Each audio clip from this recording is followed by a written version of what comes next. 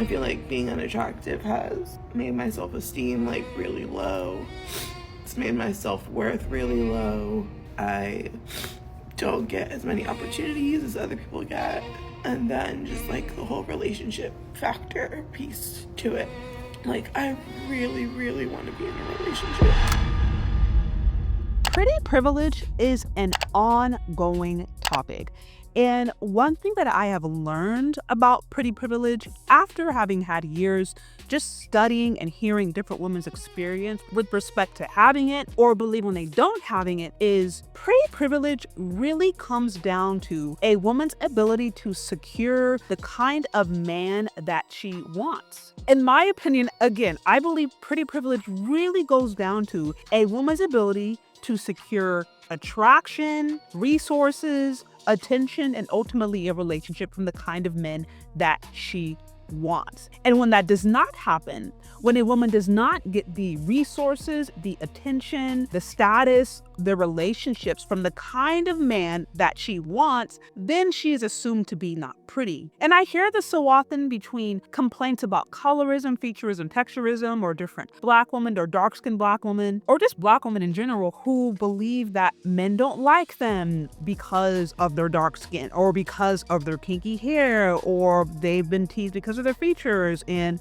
if you scratch a little bit beneath the surface, you find out that they may have had a white boy phase or a white boy fetish, or they might really be into Asian men, or they might be into cultures that have shown historically to be anti-Black or to be resistant to Blackness or Black features. So I don't know, just in my experience, I am starting to feel more and more that pretty privilege is really, really determined by how desirable a woman feels that she is to a man or to the people that she's attracted to. This may not be said explicitly because oftentimes these same pretty privileged women are going to be about trying to break down the patriarchy and not wanting the patriarchy because ultimately they don't feel that they benefit from it. But that is what I really believe to be true. With that said, I ran across this video. I haven't had a chance to react to it, or I haven't had a chance to watch it, but I saw that it got a lot of traction, a lot of virality. And it is a woman who was basically expressing how hard it is to be perceived as unattractive. So without further ado, I'm going to listen to it and then we will break it down.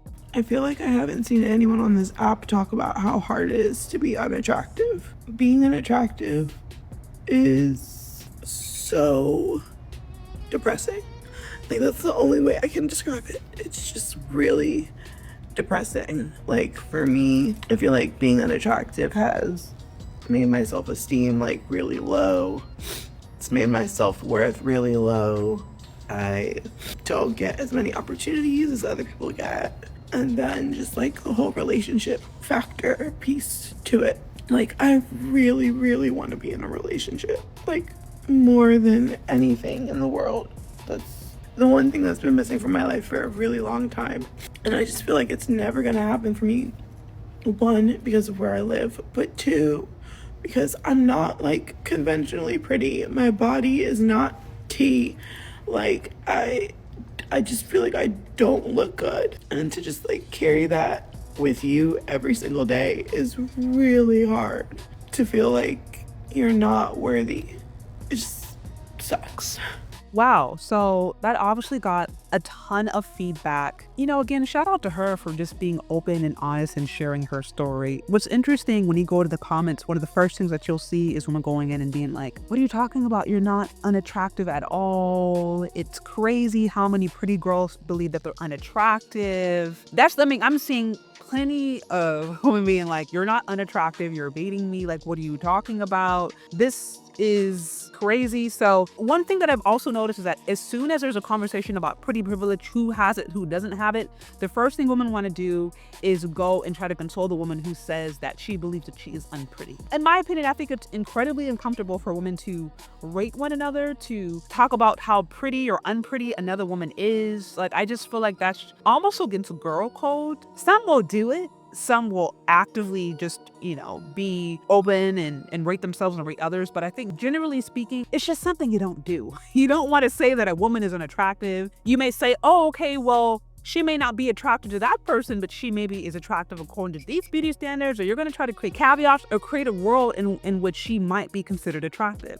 So that is what I find so interesting about this conversation, is that it's a touchy subject for a lot of women. Listen, I don't know her experience. She is talking from her point of view. She's saying because she believes that she's unattracted, she believes that is largely responsible for many of the issues that she's experienced, not having as many opportunities, feeling like she's not getting maybe the attention she wants, feeling like she's not able to attract the kind of man that she wants, feeling like she's not deserving of a relationship, all because she does not see herself as attractive. To me, that is a really heartbreaking thing to say. I will add that because we do live in a society that is super images on steroids, like the focus on images on steroids, down to the point where you have women regularly getting their bodies cut open, regularly adding, fillers and fake things in their bodies just to try to stay and look as young as possible for as long as possible. People trying to change their genetics all to try to compete in the pretty or beauty Olympics. And I think because there is such an extreme on prettiness or beauty, we forget that you don't have to be a supermodel or even be the prettiest girl in the room to still have a happy and fulfilling life. Like, you really don't. And that's what I think is so unhealthy about just a lot of the romantic standards, a lot of the dating standards, and just ultimately about media today, is that it can place really unrealistic beauty standards on women, but it could also create unrealistic standards about relationships and what that means.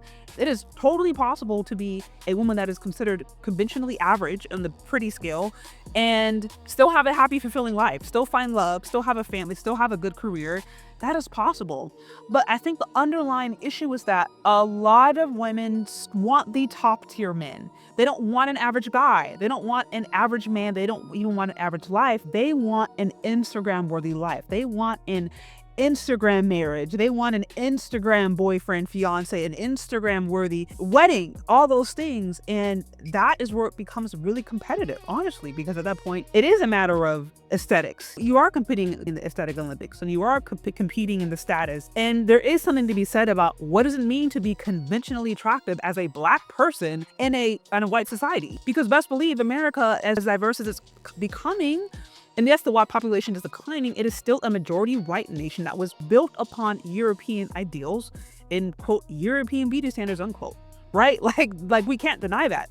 So how does a Black woman, even if she's light-skinned, how will she ever measure up to a beauty standard that has nothing to do with her? You know what I mean? So, and that's another conversation for another day. I've talked about this in previous videos. What is the Black beauty standards? Which, by the way, check it out if you have not already. But just what I'm saying is some ladies, I feel like they're competing in a rigged game. At the end of the day, not everybody's a supermodel. Not everybody's meant to be a supermodel. At the end of the day, not everyone is meant to be rich. Just like not all men are meant to be 6 feet tall and be business owners and CEOs. Like, there are certain positions for certain people, but that doesn't mean you're any less valuable as a person. It doesn't mean that you can have any less fulfilling life just because you don't have those things. But I do think we have to start to find value in other things outside of just purely looks. Another issue that I have with culture, particularly as it pertains to women aging. When you age, you're going to age. You're going to look older. Things are going to sag. Even if you work out, try to eat healthy, try to do good stuff to your skin, your body's just going to change. There's nothing wrong with that. But unfortunately, I've noticed for women, particularly in the West and in America, there is such this desire to try to hold on to youth that there is an inability to actually embrace the beauty that older women bring, the wisdom that is supposed to come with being an older woman, the wisdom, the authority, the leadership, the guidance. I mean, you have 50 and 60-year-old women going and posting nude, posting in bikinis, whining online, twerking, doing all kind of different stuff. And it's not to say you can't feel beautiful or even sexy as a 60-plus-year-old woman, as a grandma, but I just feel like, why do I constantly see older women competing with younger women in the beauty Olympics? Like, to me, we have to understand that beauty and pretty is beyond just how you look. And particularly as we age, I would hope that there would be an understanding that maybe your body starts to decay, but you're bringing other things to the table that are far beyond this flesh, which is meant to decay. So I don't know, that's just one thing that I think is super toxic about this culture. It is not healthy at all. And there's this one scripture in Proverbs 31 that I love that says, beauty is fading, charm is deceptive, but a woman who fears the Lord, she will be praised. She will be honored, right? And I think that really goes down to the core. When our life is based upon things that are more meaningful, our value is placed upon things that are more meaningful, or we're not just so caught up in things that are destined to fade or change, just like looks, then we might find ourselves being more fulfilled and happy. Because best believe, if you're an ugly girl and you became a supermodel the next day, you would still find something else to be depressed about. So being pretty doesn't make you happier. It doesn't make life better. Or it doesn't make you less depressed. There are depressed supermodels who are on drugs, who feel like they don't have anyone who loves them for who they are. They feel like they're just being taken advantage of, or they feel like they're just seen for the body. Like, the flesh is never satisfied. There's always going to be a reason to be unhappy. So prettiness, in my opinion, is not the answer to all of life's issues. Placing value in the things that are meaningful and having our value and our worth from ultimately God and things that are eternal are long-lasting makes all the difference. Anyways, guys, that's what I have. What do you think? Do you agree or disagree? Let me know down in the comment section. Thank you so much for listening if you've gotten this far, and we'll talk later. Bye.